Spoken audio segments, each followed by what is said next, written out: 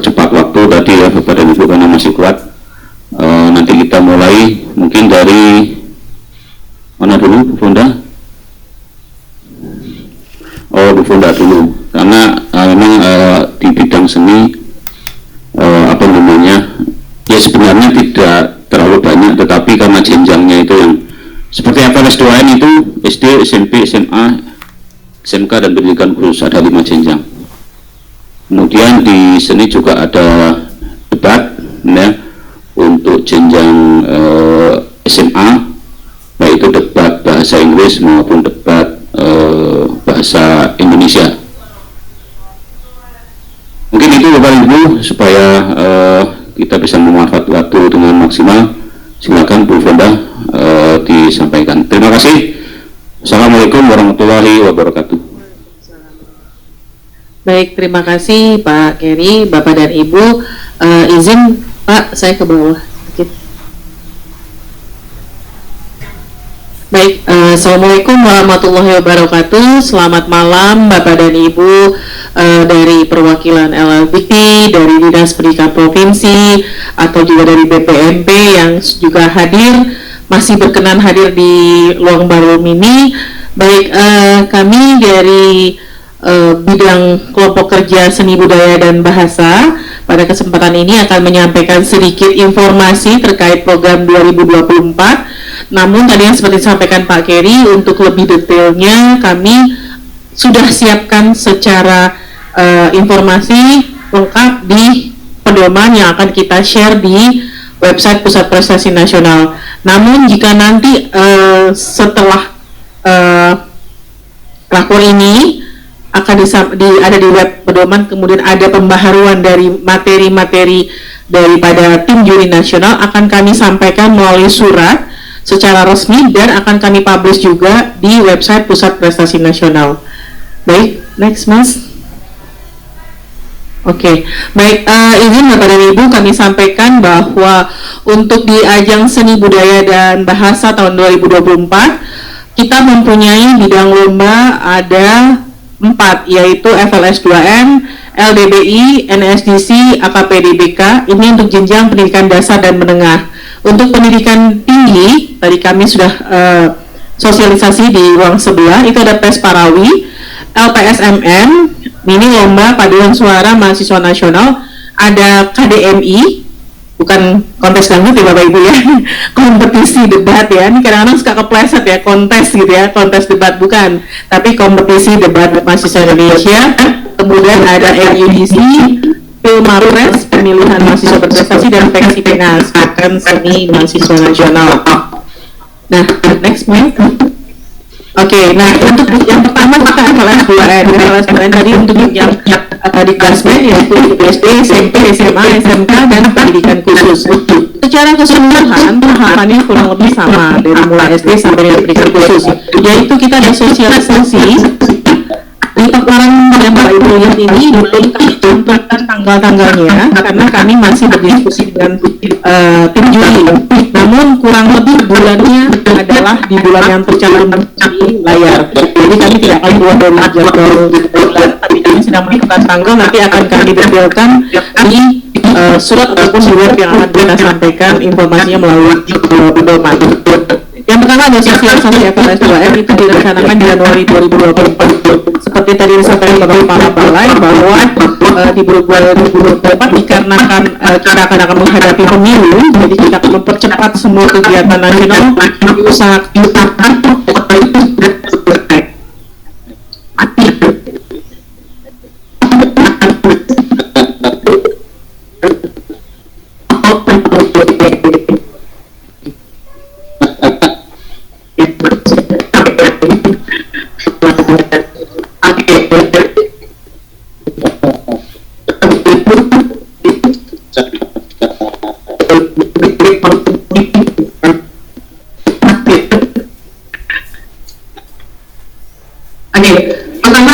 sosialisasi Bapak dan Ibu. Sosialisasi akan kita usahakan segera di bulan Januari 2024. Kemudian dari sosialisasi itu kita akan buka untuk pendaftaran. Jadi kami mohon kepada Bapak dan Ibu yang menjadi wakil pada malam hari ini yang hadir di lapor kali ini, kami mohon konsen caranya adalah seluruh peserta mendaftar dulu ke website pendaftaran atau ke portal pendaftaran yang sudah dibuka, itu daftar bpti.kemendikbud.go.id. Jadi bukan seleksi dulu, tapi daftar dulu yang berminat untuk FLS program, daftar dulu, ambil dulu registrasinya. Karena apa? Dari data yang sudah tercantum di portal pendaftaran yang daftar bpti.kemendikbud.go.id ini, nantinya data tersebut akan kami serahkan ke wilayah atau ke daerah pada guru yang berwenang untuk dilakukan seleksi di tingkat wilayahnya masing-masing.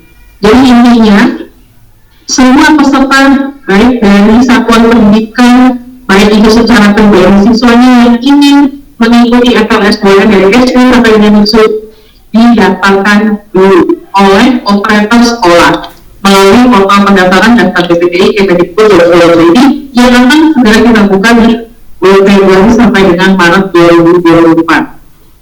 Kemudian akan ada seleksi tingkat kabupaten kota. Nah, setelah pendaftaran, betul kami akan serahkan datanya ke masing-masing dinas, kabupaten kota dan provinsi. Nanti akan kita berikan akunnya, jadi masing-masing dinas bisa mengakses atau mungkin sudah ada BPNP yang akan nantinya membantu seleksi di dinas, boleh akan kami berikan akunnya untuk mengakses data nama-nama peserta yang sudah terdaftar di portal aplikasi pendaftaran BPTI.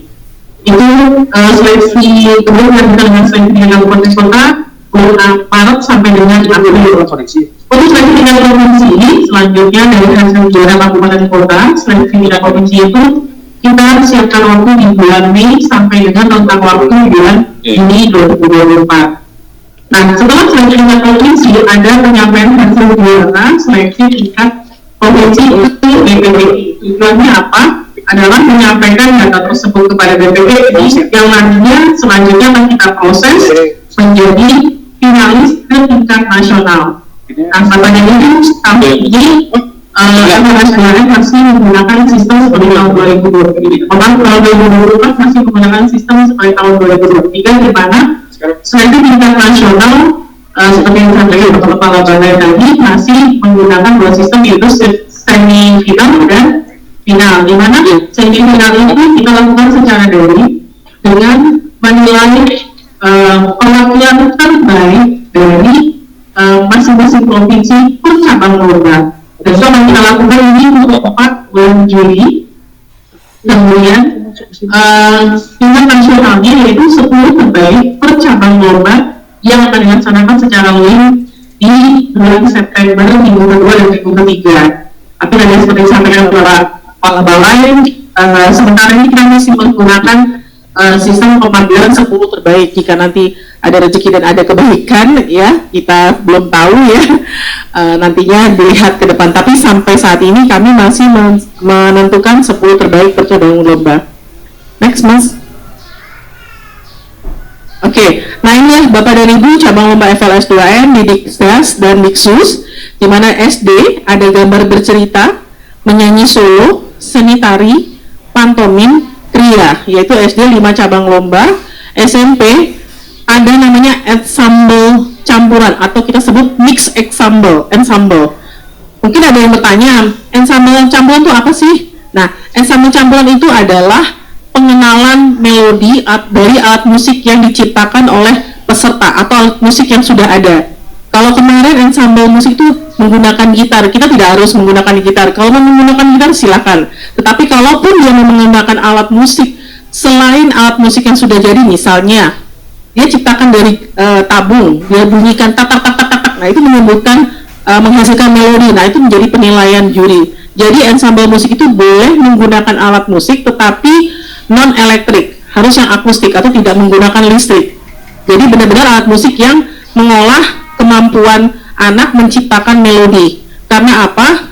Di SD dari SMP itu kita ingin membuatkan di konsep manajemen talenta nasional itu menciptakan bahwa pengenalan dasar melodi atau musik kepada peserta. Karena SD dan SMP itu kita benar-benar masih mengenalkan semua yang ada hubungan dengan musik untuk mengarahkan nantinya ke depan.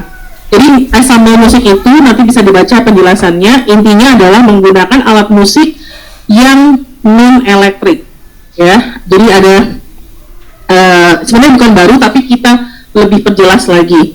Kemudian ada menyanyi solo, kreativitas musik tradisional, ilustrasi, tari kreasi, dan pantomim. Jadi ada 6 cabang lomba di jenjang SMP. Kemudian untuk SLB atau SKH, kita ada 9, yaitu cipta baca puisi, cipta komik strip, desain grafis, pantomim, menyanyi SDLB, dan menyanyi SMPLB serta SMALB, melukis SDLB, melukis SMPLB dan SMALB, serta MTQ atau Musabakoh Tilawatul Quran. Jadi total ada 9 cabang lomba untuk jenjang SLB dan atau SKH. Next, berikutnya. Nah, ini Bapak dan Ibu yang paling terbanyak adalah jenjang SMA, yaitu 14 cabang, di mana kita masih mengacu seperti tahun lalu, tahun ini 2023, cipta puisi, baca puisi, cipta lagu, desain poster, fotografi, film pendek, gitar solo, jurnalistik, komik digital, menyanyi solo, menulis cerpen, monolog, tari kreasi, dan kria. Jadi tadinya ada 3 cabang lomba dari VLC, yaitu film, fotografi, jurnalistik, dan cerpen, itu sekarang masuk menjadi bagian FLS 2M. Tidak kita sebut lagi sebagai VLC, tetapi cabang lomba FLS 2M. Seperti itu. Kemudian yang untuk jenjang SMK ada 8, yaitu menyanyi solo, gitar solo, film pendek, kria, tari kreasi, cipta lagu, monolog, kreativitas musik tradisional. Ada 8 cabang lomba. Next, Mas. Nah, ini Bapak dan Ibu, persyaratan FLS 2M 2024 kurang lebih hampir sama seperti tahun 2023, di mana pastinya peserta itu mendaftar di awal yang tadi saya sampaikan.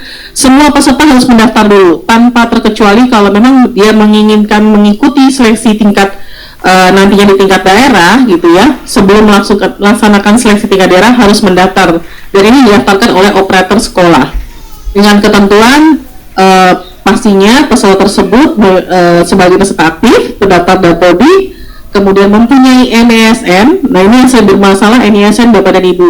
Ada yang NISN-nya double, ada yang nggak bisa masuk gitu ya. Ternyata NISN-nya berbeda nama, seperti itu. Nah, ini harus dicek lagi oleh operator sekolah pada saat mendaftarkan anak tersebut di Dapodi. Kemudian satu sekolah dapat mendaftarkan maksimal hanya 2 peserta per cabang lomba. Jadi per cabang lomba maksimal per cabang lomba itu maksimal 2 anak per sekolah dengan cabang lomba yang sama. Kemudian belum pernah menjuarai juara 1, 2, 3 tingkat nasional pada cabang lomba dan jenjang yang sama. Jadi contohnya misalkan tahun ini dia juara 1 menyanyi SMP, kemudian masih duduk di kelas 8 ya, misalkan ya 8, mau ikut lagi di kelas 9 misalnya, dengan bidang lomba yang sama nggak bisa. Tetapi kalau misalkan dia kelas 8 menyanyi solo dia juara 1 tuh, kemudian tahun depan dia mau mengikuti bidang lomba lain, misalkan pantomim, boleh, karena bukan bidang lomba yang sama. Atau di SMP dia juara 1 menyanyi solo, mau ikut lagi ketika dia sekarang sudah di SMA menyanyi solo, boleh, karena sudah beda jenjang pendidikan, seperti itu. Nah, untuk operator sekolah melakukan registrasi paling lambat itu yang di bulan yang sudah kita tentukan di bulan Februari sampai dengan rentang waktunya bulan Maret. Next, Mas. Oke, ini mekanisme seleksinya, di mana pelaksanaan FLS 2 tahun 2024 dilakukan seleksi dari mulai tingkat satuan pendidikan. Jadi, satuan pendidikan lah yang menentukan peserta didiknya dulu yang mau ikut, tetapi jangan lupa langsung didaftarkan dengan memperhatikan jadwal rentang waktu yang sudah kita tentukan. Dari hasil tersebut, nanti setelah penutupan pendaftaran baru dilakukan seleksi tingkat kabupaten kota dan provinsi. Biasanya yang pendidikan menengah ini langsung seleksi ke tingkat provinsi. Jadi ini semua tergantung dari kebijakan dinasnya masing-masing. Ada yang kabupaten kotanya ada cabang dinasnya untuk Dikmen, jadi mereka melakukan seleksi di pihak cabang dinasnya. Nah, itu tergantung kebijakan dari Dinas Pendidikan Provinsi, khusus yang pendidikan menengah. Kemudian untuk FLS 2M pada 2024 dilaksanakan dengan metode daring atau luring, baik di tingkat wilayah. Ini adalah kebijakan juga dari Dinas Pendidikan Provinsi, karena tahun lalu Bapak dan Ibu ada daerah yang memang jangkauan pesertanya cukup jauh dari ibu kota provinsi, sehingga mereka menggunakan dua skema hybrid, di mana ada peserta yang hadir luring ke ke ibu kota provinsi, namun yang jauh tetap dilaksanakan tapi secara daring. Silakan, itu kebijakannya dari Dinas Pendidikan Provinsi atau Dinas Pendidikan Kabupaten Kota setempat, tergantung alokasi anggaran di daerahnya masing-masing. Kemudian untuk yang nasional, tadi saya sampaikan menggunakan dua sistem, yaitu dua tahap, semifinal secara daring dan final secara luring. Next